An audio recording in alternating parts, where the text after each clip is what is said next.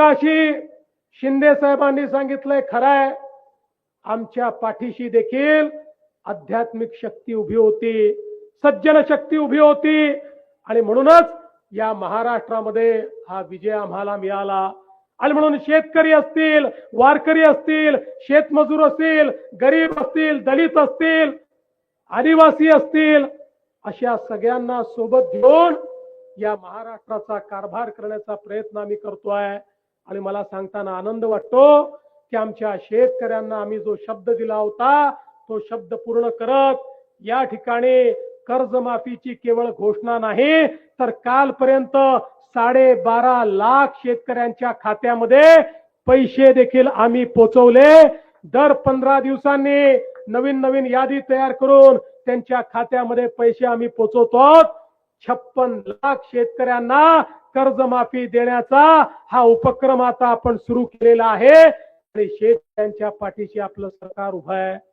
मला आनंद आहे की आपल्या सरकारने शेतकऱ्यांना त्या ठिकाणी मोफत वीज देण्याचा निर्णय केला। आज शेतकऱ्यांना मोफत वीज आपण देतो आणि त्यासोबत आपण निर्धार केला होता की शेतकऱ्यांना दिवसाच 365 दिवस वीज मिळाली पाहिजे। 75% शेतकऱ्यांना दिवसा 8 तास वीज आपण देतोय।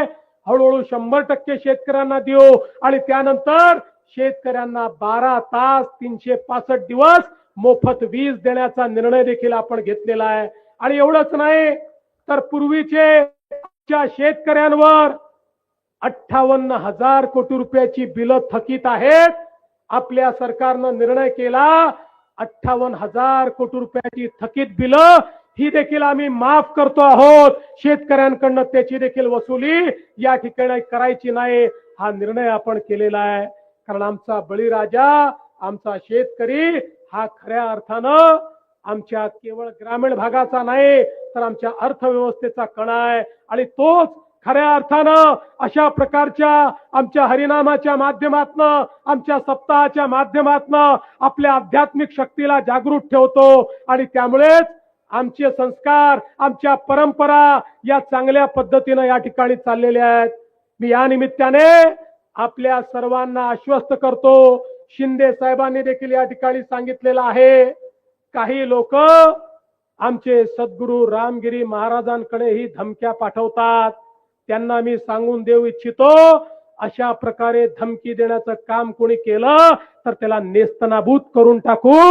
आम्ही केसाला देखील धक्का लागू देणार नाही, केसालाही धक्का लागू देणार नाही, लक्षात ठेवा। आणि खऱ्या अर्थानं आपल्या सगळ्यांचं पाठबळ, आपले आशीर्वाद जर आमच्या पाठीशी आहे तर मला या निमित्ताने निश्चितपणे असं वाटतं, हा जो सन्मार्ग आपण सगळ्यांनी स्वीकारलेला आहे या सन्मार्गावरनं चालण्यापासून आपल्याला कोणीही थांबवू शकणार नाही हा विश्वास व्यक्त करतो।